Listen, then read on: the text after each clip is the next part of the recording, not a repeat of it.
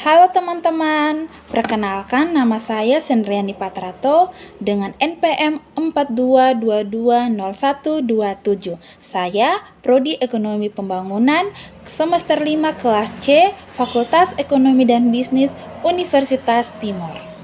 Baik teman-teman, di sini saya akan menjelaskan materi perpajakan tentang bea materai. Nah, teman-teman, di sini kita akan ketahui apa peran bea materai dalam perpajakan.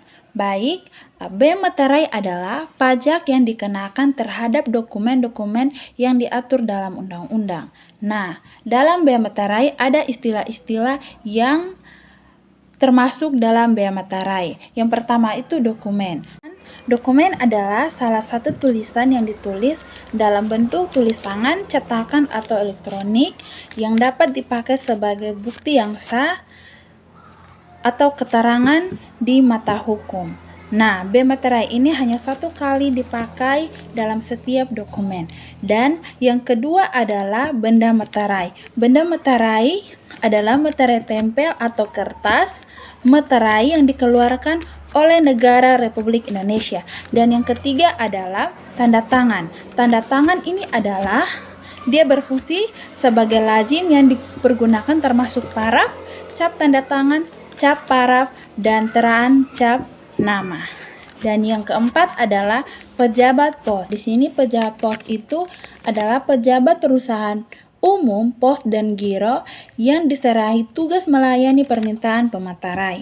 Nah, di sini yang berikut kita akan mengetahui objek bea materai dan bukan objek bea materai. Nah, objek bea materai itu adalah surat perjanjian, akte-akte notaris, akte yang dibuat pejabat dalam bentuk akte tanah, dan surat berharga lainnya.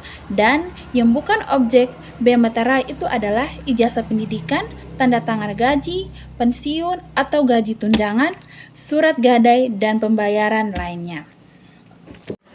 Yang berikut, tarif bea materai Peraturan Pemerintah Nomor 24 Tahun 2000. Di sini Peraturan Pemerintah Nomor 24 Tahun 2000 dia menjelaskan materai 6.000 untuk dokumen surat perjanjian dan surat lainnya yang dibuat dengan tujuan untuk digunakan sebagai alat pembuktian mengenai perbuatan atau kenyataan keadaan yang bersifat pendapat. Untuk dokumen yang dinyatakan nominal uang dengan batasan sebagai berikut. Yang pertama itu nominal antara Rp250.000 sampai dengan Rp1.000.000 dikenakan bea materai sebesar Rp3.000. Sedangkan nominal di atas Rp1.000.000 dikenakan bea materai sebesar Rp6.000. Nah, yang berikut itu ada sanksi.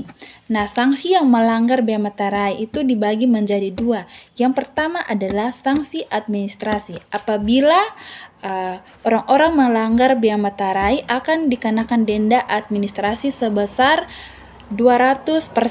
Dan yang kedua adalah sanksi pidana berdasarkan pasal 14 Undang-Undang Nomor 13 Tahun 1985 bahwa barang siapa dengan sengaja melakukan pelunasan bea materai tanpa izin Menteri Keuangan yang akan menimbulkan keuntungan bagi pemilik atau yang menggunakannya, dan sebaliknya akan menimbulkan kerugian bagi negara.